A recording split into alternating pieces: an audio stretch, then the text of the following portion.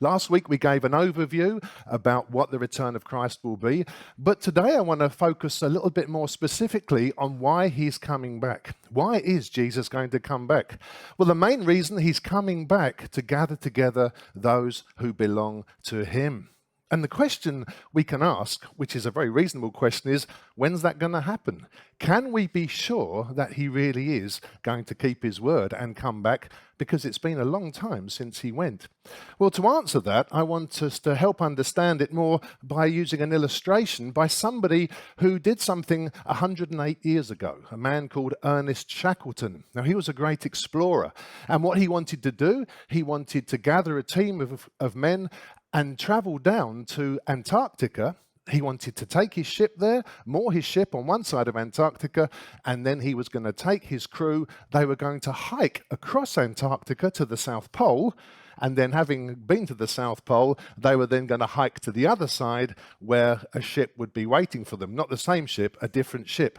A huge amount of planning went into this, and this was 1914, and he took 28 men with him. Now, you can imagine that as they started off, they were very excited, and here's the ship. The ship was called the Endeavour.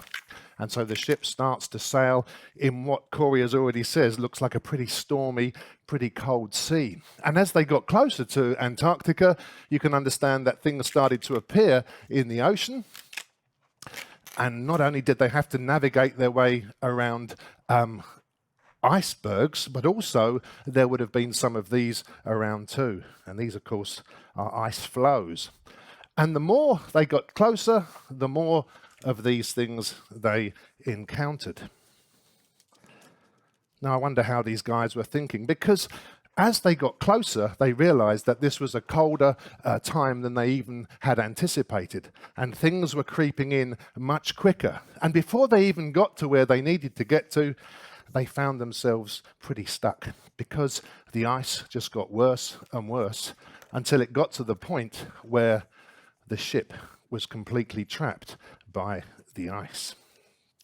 And they were stuck. And the thing about ice is it doesn't just stop. Once your ship is trapped by the ice, there's nothing you can do. But the ice keeps pushing in. And so for a while, they realized they had to abandon their expedition, at least for some time. And they camped on the ship, waiting for the ice to thaw so they could carry on. The ice didn't thaw, it just got thicker and thicker to the point where it started to break the ship up, and the ship leant over to the side. The ship was in trouble, and the ship was starting to be destroyed. So what they decided to do, they thought to themselves, we can't anymore risk camping in the ship. We're going to instead have to camp on the ice. Now, at this point, Shackleton turns to his crew and says, look, guys, I've got a great idea. I'm going to take the one remaining lifeboat and quite a lot of the supplies, and I'm going to go and get help. Now, if you're one of the crew members, you'd think to yourself, well, okay, you're taking the one lifeboat and you're promising to come back. Now, it's been a tough journey to get there. And imagine he's got to go back across that same rough seas, but not in a big ship anymore, now just in a small lifeboat with the promise that he would come back. And I wonder how these guys felt. So I imagine that they just stood there waiting to see this man come back again. So here they are, just standing now, waiting. And I imagine they were looking at the same place that he went, waiting and waiting for the day that he would come back. Now, I've never been there, but I don't think there's a lot to do in Antarctica. I don't think it's a rocking joint.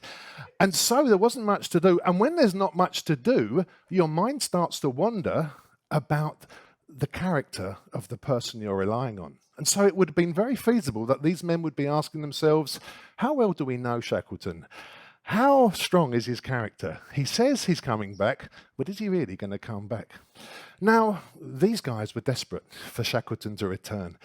We live in a day and age where we have to ask that same question of Jesus. We have to ask ourselves, what is his character? Is his character such that he will keep his promise? That when he says he's coming back, he really is going to do that? Because it has been a long time.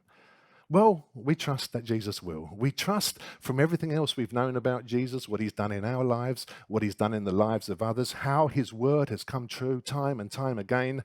We do believe that Jesus will come back.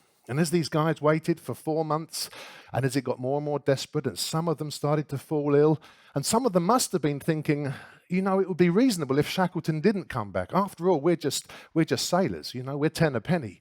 He doesn't really need to come back. Once he's back in comfort and in the warmth, he's probably going to forget about us. But he didn't. He came back. He went through tough journeys. He went through stormy seas, and he kept his promise. He came back and he rescued every single one of those men. Not one was lost. Not one of them died, because he made a promise. And my point is this, that if a man like Shackleton not only makes a promise, but ensures that he keeps it, how much more will our Saviour, Jesus Christ, do the same thing? Listen to what he says. In John 14, he says, I will come again and will take you to myself, that where I am, you may be also. Maybe the reason we're not clamouring for the return of Jesus is perhaps we're comfortable. Perhaps we don't need him to come back yet. But I wonder that if the days get worse and if times do get more difficult for us, that will be the time we think, please return, Lord. Please come back, because we desperately need you to be with us. But remember this, that we serve a Saviour who always keeps his promise, a Saviour who never lets us down. And if he says he's coming back, he will keep to his word.